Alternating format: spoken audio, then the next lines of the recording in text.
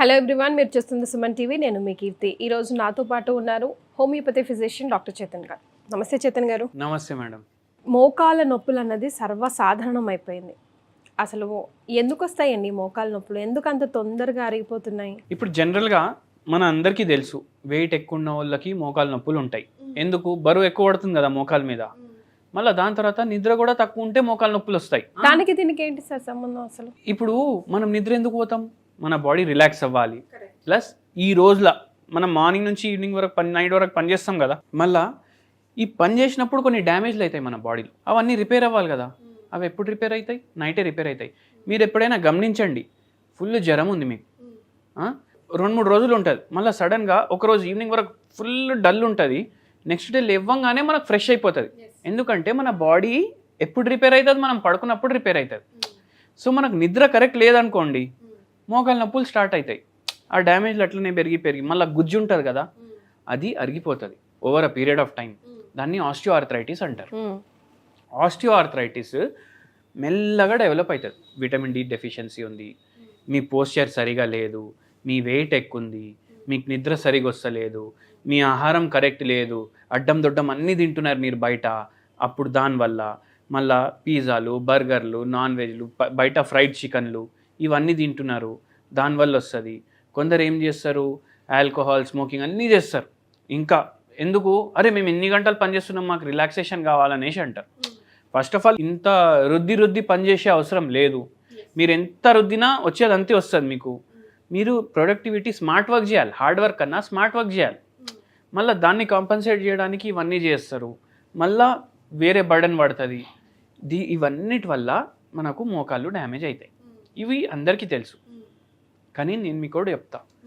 ఇప్పుడు rheumatoid arthritis విన్నారా మీరు? రుమటైడ్ ఆర్థరైటిస్ ఏదైతే ఉంటుంది కదా, ఇది ఒక ఆటో ఇమ్యూన్ ప్రాబ్లం. ఇది ఒక్కసారి వస్తే మళ్ళీ ఓదంటారు, అయితే దాన్ని రుమటైడ్ ఆర్థరైటిస్ అంటారు. ఇప్పుడు దీంట్లో ఏమంటుంది? ఇప్పుడు ఇవన్నీ మనం మాట్లాడుకున్నాం కదా, ఆస్టియో ఆర్థరైటిస్కి అది తింటుండ్రు, పడుకుంటలేరు, అవన్నీ చేస్తుండ్రు, తగ్గదు, ఇంకా పెరుగుతూనే ఉంటుంది. ఇదంతా ప్రాసెస్ అవ్వడానికి ఒకసారి 10 ఏళ్ళు కూడా పడుతుంది, ఒక్కొక్కసారి 20 ఏళ్ళు కూడా పడుతుంది. కానీ రుమటైడ్ ఆర్థరైటిస్ సడన్గా వస్తుంది, ఇవాళ లేదు రేపు వచ్చేస్తుంది, అట్లా కూడా ఉండొచ్చు. అయితే దీనికి ఎగ్జాక్ట్ కారణం ఇప్పటి వరకు తెలియదు. స్ట్రెస్ ఉంటుంది, వంశపరంగా వస్తుంది, మళ్ళీ ఒక్కొక్కసారి బ్యాక్టీరియల్ ఇన్ఫెక్షన్ తర్వాత కూడా స్టార్ట్ అయ్యే ఛాన్సులు ఉంటాయి. అట్లా మళ్ళీ దీంట్లో ఆటో ఇమ్యూన్ ఎందుకు అంటారు దీన్ని నేను ఎక్స్ప్లెయిన్ చేస్తాను మీకు. అక్కడ మనం ఫ్యాక్టర్లు మాట్లాడుకున్నాం కదా, ఇప్పుడు ఇక్కడ విచిత్రం ఏంది మీకు అర్థమవుతుంది ఇప్పుడు వింటే. మన జాయింట్లు ఉంటాయి కదా, మన జాయింట్లో ఏముంటాయి? బోన్లు ఉంటాయి. ఇప్పుడు ఆర్థరైటిస్ అంటే ఈ జాయింట్ల ఇన్ఫ్లమేషన్, అంటే ఉబ్బిపోయినాయి. ఓకే.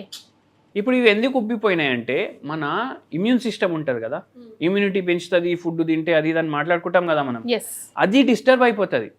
ఇప్పుడు దాంట్లో ఉన్న సెల్లులు ఉంటాయి కదా, అవి పోయి మీ జాయింట్లనే డ్యామేజ్ చేస్తాయి. మన బాడీనే మంచి చేయాల్సింది రివర్స్ చేస్తుంది. మంచి చేయాల్సిందంటే ఫారెన్ బాడీ వైరస్లు, బ్యాక్టీరియాలు, ఫంగస్లు వస్తే దాన్ని చంపాలి వీళ్ళు. ఇప్పుడు వీళ్ళు ఏమనుకుంటున్నారు? ఈ జాయింటే మనకు ప్రాబ్లమాటిక్, మన బాడీని డిస్ట్రాయ్ చేస్తుంది. మన బాడీలో ఉన్న సెల్సే మన బాడీని డిస్ట్రాయ్ చేస్తున్నాయి.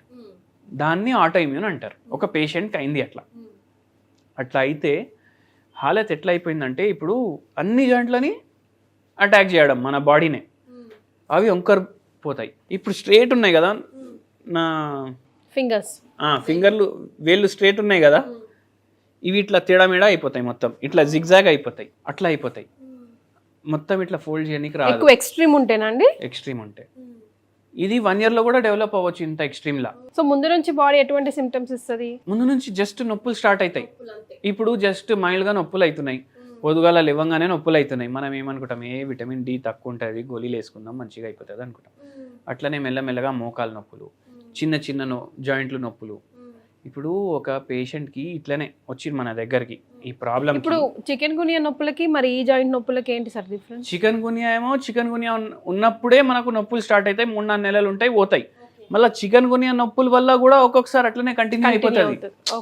ఒక్కొక్కసారి ఇట్లా కూడా అవ్వచ్చు. చికెన్ గునియా నొప్పులు కూడా ఏదో ఆటో ఇమ్యూన్ రోగంలో మారొచ్చు.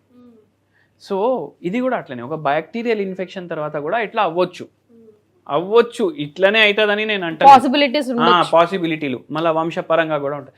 అయితే ఒక పేషెంట్కి ఎట్లా ఉండే అంటే, ఆమెకి వాళ్ళ అత్త మామ ఫుల్ సతాయించడం, టార్చర్ పెట్టడం.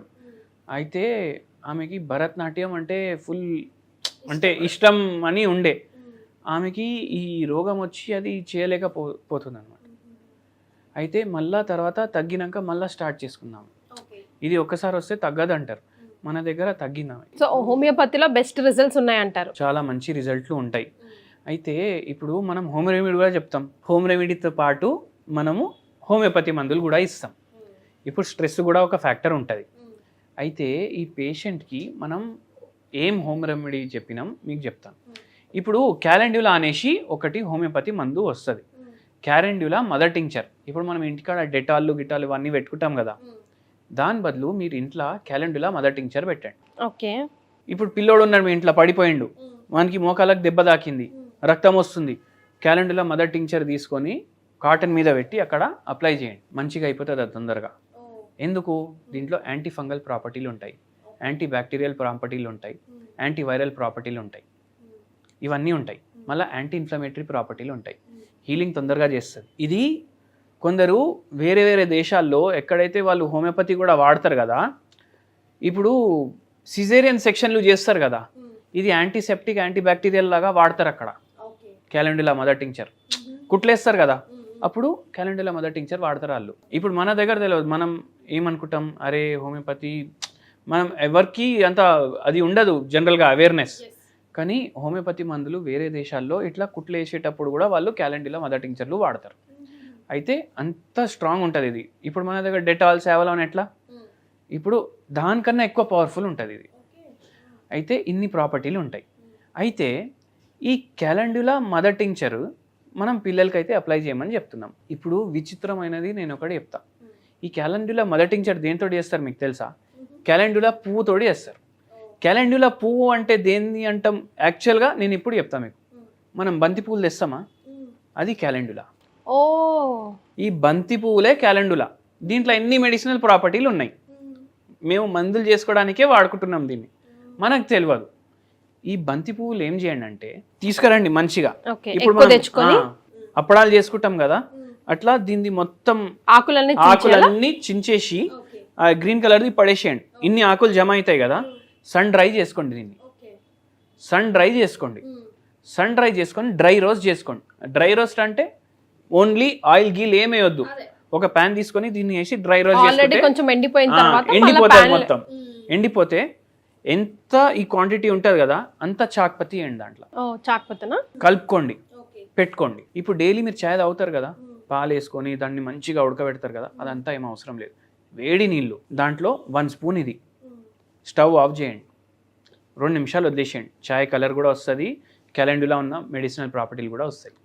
డైలీ 2 పూటలు తాగండి చాయ్ బదులు. ఇప్పుడు నేను ఈ ప్రాపర్టీలు అన్నీ చెప్పినా కదా, ఇవన్నీ దాంట్లో ఉంటాయి. మనకు నొప్పి తగ్గిస్తుంది. ఎందుకు? యాంటీ ఇన్ఫ్లమేటరీ అండ్ ఎనర్జెటిక్ ప్రాపర్టీలు ఉన్నాయి దీంట్లో. మళ్ళీ యాంటీ ఫంగల్ ప్రాపర్టీలు ఉన్నాయి. ఏమైనా చిన్న చిన్న ఇన్ఫెక్షన్లు అవుతాయి బాడీలో, ఈస్ట్ ఇన్ఫెక్షన్లు కూడా అవుతాయి ఒక్కొక్కసారి, ఇవన్నీ తగ్గుతాయి. కొందరికి ఇవి అవుతాయి కదా రింగ్ వామ్ ఇన్ఫెక్షన్లు, అవిట్లో కూడా మంచిగా పనిచేస్తుంది. అట్లా డైలీ తీసుకోండి. మళ్ళా మీకు మోకాల్లో ఇట్లా నడవడానికి ప్రాబ్లం అవుతుంది. కొందరికి నడిచేటప్పుడే మోకాలు నొప్పి అవుతుంది, వాళ్ళకి జర రిలీఫ్ ఉంటుంది. అయితే ఈ పేషెంట్కి కూడా ఇచ్చినాం మనం. Anti bacterial, anti fungal, ఎనాల్జెసిక్, antiseptic, ఇవన్నీ ప్రాపర్టీలు ఉంటాయి దీంట్లో. బాడీలో ఆక్సిడేటివ్ స్ట్రెస్ కూడా తగ్గిస్తుంది. సో ఆటోమేటికలీ ఇన్ఫ్లమేషన్ కూడా తగ్గుతుంది. ఏదైతే ఉబ్బినాయి కదా అవి జర మంచిగా అవుతుంది అనమాట. అయితే ఇవి ఇస్తూ మళ్ళా పేషెంట్కి సెట్ అయ్యేటట్టు మనం హోమియోపతి మందులు కూడా ఇచ్చినాం. అండ్ ఆ రుమటాయిడ్ ఆర్థరైటిస్ని మనం రివర్స్ చేసినాం. Super sir. అసలు ఇది మాత్రం చాలా సింపుల్ రెమెడీ, చాలా ఈజీ టెక్నిక్ కూడా చేసుకోవడానికి కూడా. అండ్ ఇప్పటివరకు నేనైతే వినలేదు ఎవరు చెప్పడం. సో మీరు ట్రై చేసి చూడండి, మీకు ఎలా అనిపించిందో కమెంట్ చేయండి. చైతన్య గారు, లైక్ ఫారెన్ క్లయింట్స్కి ఎప్పుడు టచ్లో ఉంటారండి మీరు? How should they approach you? మన నంబర్లు ఉంటాయి కదా, ఫోన్ చేస్తే మనకు ఆన్లైన్కి వేరే టైమింగ్లు ఉన్నాయి, ఆఫ్లైన్కి వేరే టైమింగ్లు ఉన్నాయి. ఓకే. అయితే మనం టైం జోన్ని బట్టి మనము అడ్జస్ట్ చేస్తాం. అవును, నా వాచ్లో ఎప్పుడు వరల్డ్ టైం కూడా యాక్టివ్ ఉంటుంది అందుకే. Right sir, thank you. Okay madam, thank you.